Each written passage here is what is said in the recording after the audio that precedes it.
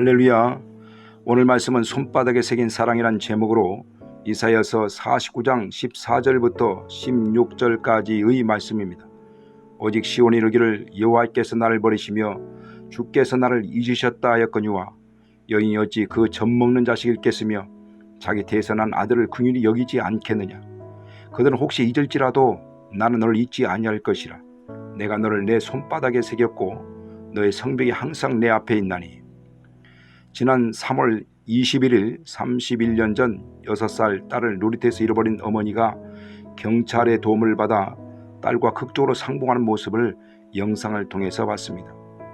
그는 31년 전인 1989년 놀이터에 다녀오겠다며 나간 6살 딸이 실종된 뒤 경찰에 신고하고 딸을 찾아 헤맸으나 31년째 만나지 못했습니다.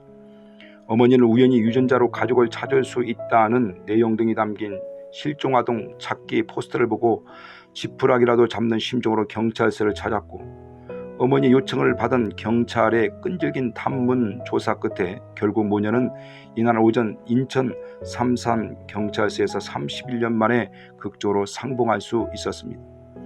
어머니는 딸을 보자마자 서로를 끌어안고 아무 말도 없이 10분이 넘게 눈물을 흘렸다고 합니다.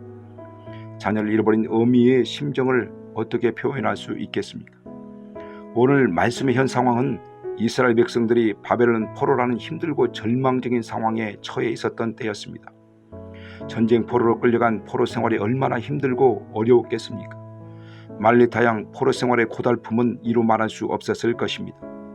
그 고달픔 가운데서도 그래도 수많은 위기 속에서도 도우시고 인도하신 분이 하나님밖에 없음을 기억하고 그들은 지난날의 잘못을 회개하고 부르짖으며 하나님의 도움을 구합니다. 그런 이스라엘 백성들에게 하나님께서는 바벨론 포로 생활에서 해방시켜 주실 것이며 다시 회복하실 것을 약속하십니다. 그러나 금방 끝날 것 같았던 바벨론 포로 생활이 오래 지속되자 고난이 힘들고 너무 컸기에 이스라엘 백성들은 오랜 포로 생활로 인한 고통으로 인해 낙심하고 탄식하며 하나님이 그들을 잊어버리시고 포로지에서 영원히 버려두시려고 하시는구나 탄식하고 있는 것입니다. 그런 하나님께서는 여인이 어찌 그 젖먹는 자식 깼으며 자기 태에서 난 아들을 긍휼히 여기지 않겠느냐. 그들은 혹시 잊을지라도 나는 너를 잊지 아니할 것이라. 내가 너를 손바닥에 새겼고 라고 말씀합니다. 하나님은 이스라엘 성면을 결코 잊지 않기 위해 당신의 손바닥에 새겨 두셨다는 것입니다.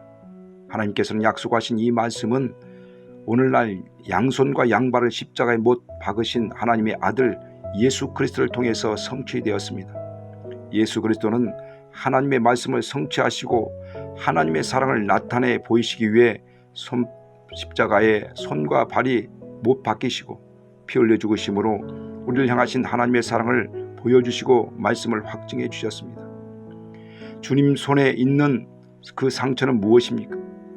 예수님의 손에 새겨진 못자국은 영원히 지워지지 않는 하나님의 사랑의 증표입니다. 예수님은 내 손에 못자국을 보고 내 옆구리에 창자국을 보고 믿음 없는 자가 되지 말고 믿는 자가 되라 말씀하십니다.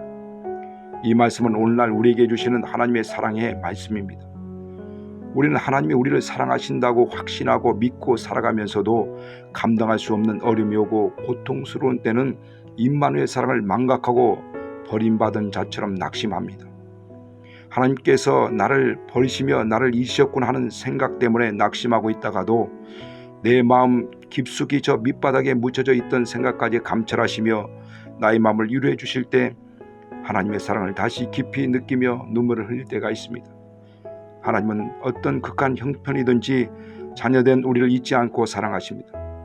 손바닥에 새긴 주님의 사랑을 기억하고 날마다 예수 안에서 승리하시는 주의 자녀들이 되시길 축복합니다. 하나님 아버지, 우리를 먼저 사랑하사 손바닥에 새긴 사랑을 통해서 우리를 얼마나 사랑하시는지 깨닫게 하시니 감사합니다. 날마다 하나님의 사랑에 감격하고 감동하는 자녀가 되게 하시고 우리 삶을 통해 그 사랑 나타나게 하여 주시옵소서. 예수 이름으로 기도합니다. 아멘.